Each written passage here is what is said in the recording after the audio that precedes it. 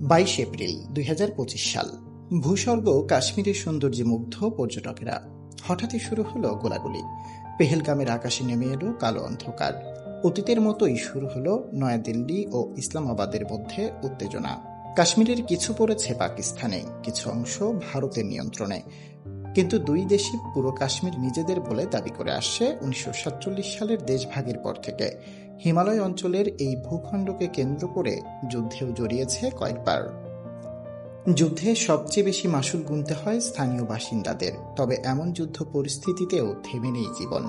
বিয়ের পালকিতে চড়েছেন নিয়ন্ত্রণ রেখার কাছে পাকিস্তান নিয়ন্ত্রিত কাশ্মীরের 18 বছর বয়সী রাবেয়া। হাতে তার সোনালী কাকন, মাথায় গয়না ও সোনালী রঙের সাজে উজ্জ্বল এই কোণে বলেন, আতশবাজি নয়, বুলেট আর বোমার আওয়াজ চারপাশে।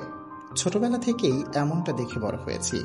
আমরা শান্তি চাই, যুদ্ধে যেন আমাদের জীবন আক্রান্ত না হয়।